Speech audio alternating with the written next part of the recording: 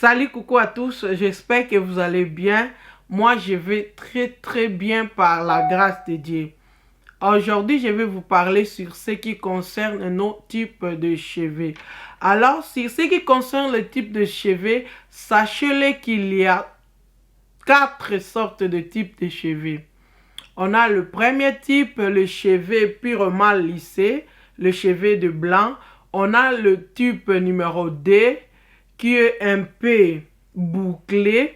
On a le type numéro 3 qui a vraiment de boucles que vous pouvez voir un peu desserré, mais vous pouvez voir de boucles, de belles boucles. C'est la plupart des enfants mixtes que vous allez trouver ce boucle-là. Et pour nous, on se retrouve au type 4. Mais chacun de ces types est subdivisé en 3 parties. On a un A, un B, un C. Et même pour type numéro D, on a DA, DB, DC. Pour le type numéro 3 aussi. Et pour le type numéro 4. Alors, ici j'ai trouvé ces photos. C'est vrai que ça ne montre pas tous les sous-divisions, mais vous pouvez voir un peu. Nous, on a au type numéro 4. On se retrouve là-bas. Donc, comme moi, lorsque je lave mes cheveux, mes boucles naturelles sont 4A. Et les autres ont 4B, les autres sont 4C. Je vois, ils ont même ajouté 4D. Donc là, vous pouvez voir. Je ne sais pas si vous pouvez voir. Donc, c'est ça. Pour prendre soin de ces cheveux, ça n'aide pas totalement. Mais ça peut aussi vous aider. Vous saurez quels sont des produits appropriés pour type numéro 4C.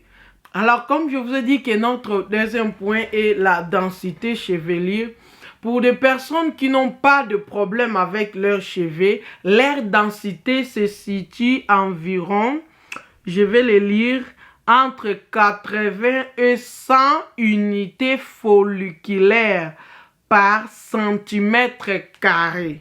Donc là, si vous n'avez pas de problème, vos cheveux se situent par là, donc vos cheveux sont parfaits, en bon état. Alors, comme c'est difficile aussi de mesurer les carrés et de compter ces cheveux, de compter le nombre de follicules sur ces cheveux, il y a des méthodes qui peuvent vous aider à connaître facilement sans pourtant s'asseoir là-bas et compter ces follicules. Donc, si vous avez la faible densité, parce que ça se situe en trois catégories. On a haute densité, densité normale et faible densité. Alors pour les personnes qui ont la faible densité, vous pouvez voir que c'est facile de voir votre cuir chevelu lorsque vous ouvrez vos cheveux. Quelqu'un peut s'asseoir à côté de vous et voir votre cuir chevelu. Et pour les personnes qui ont de densité normale, ça se voit mais pas facilement. Mais si vous, c'est difficile de voir votre cuir chevelu, c'est difficile de démêler vos cheveux parce qu'il y a beaucoup de cheveux, c'est difficile de faire une coiffure protectrice, de hairstyle. Lorsque vous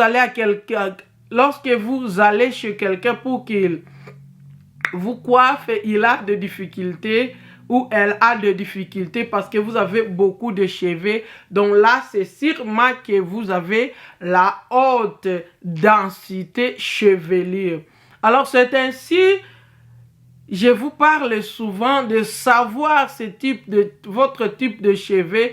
Cela va vous aider à connaître comment est-ce que vous allez manipuler vos cheveux. Parce que si vous avez la faible densité, vous n'allez pas suivre celle qui a la haute densité. Parce qu'elle peut faire n'importe quoi. Elle a beaucoup de follicules. C'est vraiment difficile pour elle de causer des dommages sur son cuir chevelu parce que les autres follicules parfois peuvent s'abîmer, mais il en a beaucoup qui peut produire les cheveux. Alors, il faut bien savoir votre densité. Il faut bien connaître votre type de cheveux. Comme ça, vous saurez qu'est-ce qu'il faut faire et qu'est-ce qu'il ne faut pas faire. Alors, moi, pour ce qui concerne mes cheveux, je pense que ma densité, elle est moyenne. Parce qu'il y a des fois où on peut voir mon cuir chevelu facilement. Je n'ai pas assez de cheveux, donc je ne peux pas me prétendre à faire ce que ceux qui ont la haute densité font à leurs cheveux. Souvent, je laisse mes cheveux libres. Souvent, je les laisse comme ça. S'il faut faire des coiffures, parfois je fais des twists. Donc, je préfère souvent laisser mes cheveux comme ça. Si je dois sortir et que il y a la nécessité, parfois je peux mettre le perruque, mais c'est rarement pour moi aussi de mettre le perruque. Donc souvent je laisse mes cheveux, je les laisse comme ça. Je fais que laver, lorsqu'il faut les laver, je prends soin lorsqu'il faut prendre soin, mais je ne fais pas beaucoup, je ne m'empile pas mes cheveux beaucoup. Donc je ne cause pas de frustration, je ne cause pas de traction, de pulling. Notre troisième point d'aujourd'hui, c'est la porosité. Sur ce qui concerne la porosité aussi, comprenez qu'il y a trois types de porosité. On a la faible porosité, porosité normale et la forte porosité. Alors, comment savoir votre type de porosité? Dans la première test que vous pouvez faire, prélevez un mèche sur votre cuir chevelu. Soit vous enlevez cela, ou lorsque vous peignez vos cheveux, le cheveu là qui tombe, vous prélevez un mèche et vous allez passer votre doigt. Si vous rencontrez beaucoup des écailles, cela est fort probable que vous avez la haute porosité. C'est-à-dire vos écailles sont soulevées, vos écailles sont ouvertes. Et qu'est-ce que cela fait? Dès que vous hydratez vos cheveux, comme vos écailles sont ouvertes, l'hydratation sort facilement. Donc l'hydratation entre facilement dans vos cheveux parce que vos écailles sont ouvertes et ça sort aussi facilement. Il y a des conseils que je vous donnerai à la fin. Et pour ceux qui ont la faible porosité, leurs écailles c'est vraiment fermé. Donc lorsque vous faites votre test et vous passez les doigts, vous allez voir qu'il n'y a presque pas des écailles qui sont élevées. Donc vous n'allez pas rencontrer des bosses, de bumps. I don't know how to explain it. Vous allez voir que votre mèche chevelue est vraiment lisse. Donc là, votre porosité, elle est faible.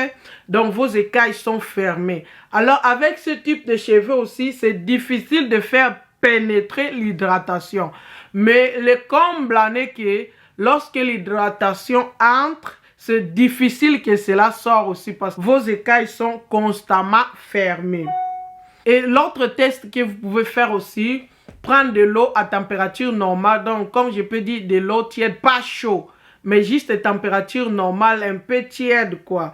Mettez cela dans un glace et puis prenez votre mèche de cheveux propre après que vous ayez lavé vos cheveux propres, avant que vous puissiez mettre vos hydratations, ajouter les produits. Juste après que vous ayez lavé ce propre, prenez ce mèche là, mettez dans un glace à eau, à un verre. Et si les cheveux là restent au-dessus pendant longtemps, même 4 heures du temps, cela signifie que votre porosité elle est faible. Dans vos cheveux, les écailles sont vraiment fermées. Mais si l'eau est au milieu, cela signifie que vous avez des cheveux à type normal.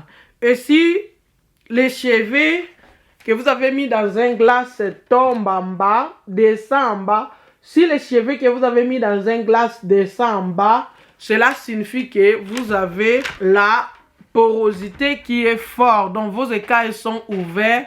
Dès que vos cheveux touchent l'eau, ça absorbe tout l'eau, toute l'hydratation.